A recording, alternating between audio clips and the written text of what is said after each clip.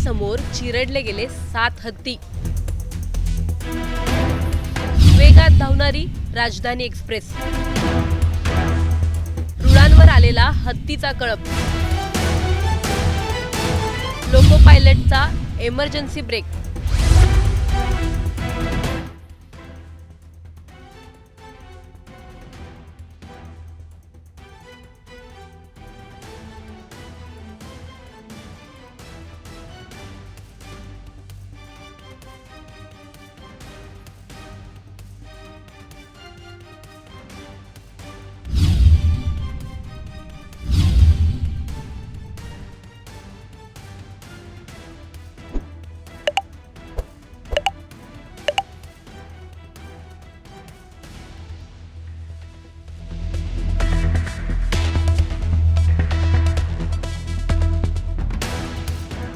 आसामच्या होजाई जिल्ह्यातील ती पहाट आजही अंगावर काटा आणणारी आहे। अंधार अजूनही पूर्णपणे सरलेला नव्हता। शांत जंगल, थंड हवा आणि अचानक एक भयानक आवाज। दिल्लीकडे वेगात धावणारी राजधानी एक्सप्रेस आणि रुळांवर आलेला हत्तीचा कळप। काही क्षणातच निसर्गावर मोठा आघात झाला। 7 भव्य शांत स्वभावाचे हत्ती त्या धडकेत जागीच कोसळले। रुळांवर पडलेली त्यांची शरीरं पाहून अक्षरशः बचाव पथकांचेही डोळे पाणावले होते। दुर्दैवाने या हत्तीच्या कळपात एक हत्तीनी गर्भवती होती। काहीच दिवसात ती एका छोट्याशा हत्तीला जन्म देणार होती, पण या धडकेत तिने त्या हत्तीला देखील जन्म दिला आणि स्वतःचे प्राण गमावले। आज त्या हत्तीचं बाळ देखील मृत्यूशी झुंज देतंय। लोको पायलटनं हत्ती दिसताच तात्काळ इमर्जन्सी ब्रेक लावले, पण वेग इतका होता की ट्रेन थांबू शकली नाही। हत्ती ट्रेनला धडकले आणि अपघात टळू शकला नाही। या धडकेत इंजिनसह 5 डबे रुळावरून घसरले। सुदैवाने या दुर्घटनेत एकाही प्रवाशाला इजा झाली नाही। प्रवाशांना इतर डब्यांमध्ये सुरक्षितपणे हलवण्यात आलं आणि काही तासांनी ट्रेन पुन्हा मार्गस्थ झाली। पण ज्या जीवांचे प्राण गेले त्यांची भरपाई कोण करणार?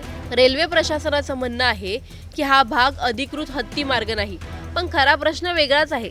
जंगलं कमी होत असताना, झाडं तोडली जात असताना आणि मानवी वसाहती वाढत असताना वन्य प्राणी जाणार तरी कुठे? जे मार्ग कधी जंगलांचे होते ते आज लोखंडी रुळांनी व्यापले आहेत। हत्ती अन्न आणि पाण्याच्या शोधात बाहेर पडतात आणि समोर उभं राहतं माणसाचं वेगवान विकासाचं जाळं। हा अपघात केवळ रेल्वे दुर्घटना नाही, तर माणूस आणि निसर्ग यांच्यातील वाढत्या संघर्षाचं जिवंत उदाहरण आहे। आज 7 हत्ती गेले, उद्या संख्या वाढणार नाही याची खात्री कोण देणार? निसर्ग सतत इशारे देतोय, पण आपण ऐकायला तयार आहोत का? विकास हवाच, पण तो निसर्गाच्या प्राणावरच का?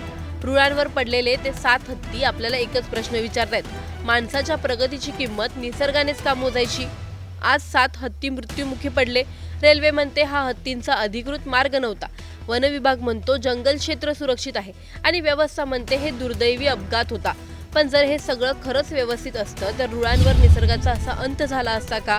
हत्तींच्या हालचालींची माहिती कुणाकडे होती?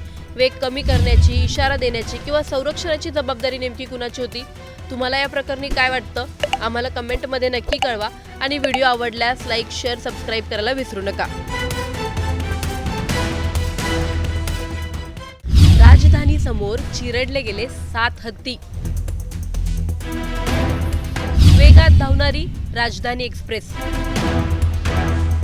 रुळांवर आलेला हत्तीचा कळप, लोको पायलटचा इमर्जन्सी ब्रेक।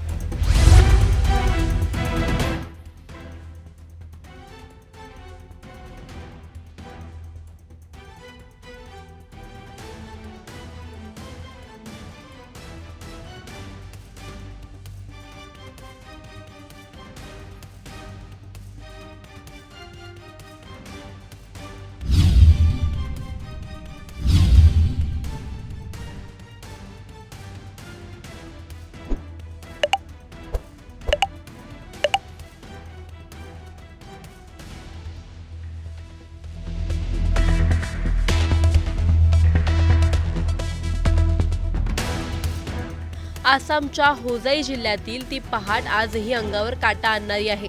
अंधार अजूनही पूर्णपणे सरलेला नव्हता। शांत जंगल, थंड हवा आणि अचानक एक भयानक आवाज। दिल्लीकडे वेगात धावणारी राजधानी एक्सप्रेस आणि रुळांवर आलेला हत्तीचा कळप। काही क्षणातच निसर्गावर मोठा आघात झाला। 7 भव्य शांत स्वभावाचे हत्ती त्या धडकेत जागीच कोसळले। रुळांवर पडलेली त्यांची शरीरं पाहून अक्षरशः बचाव पथकांचेही डोळे पाणावले होते। दुर्दैवाने या हत्तीच्या कळपात एक हत्तीनी गर्भवती होती। काहीच दिवसात ती एका छोट्याशा हत्तीला जन्म देणार होती, पण या धडकेत तिने त्या हत्तीला देखील जन्म दिला आणि स्वतःचे प्राण गमावले। आज त्या हत्तीचं बाळ देखील मृत्यूशी झुंज देतंय। लोको पायलटनं हत्ती दिसताच तात्काळ इमर्जन्सी ब्रेक लावले, पण वेग इतका होता की ट्रेन थांबू शकली नाही। हत्ती ट्रेनला धडकले आणि अपघात टळू शकला नाही। या धडकेत इंजिनसह 5 डबे रुळावरून घसरले।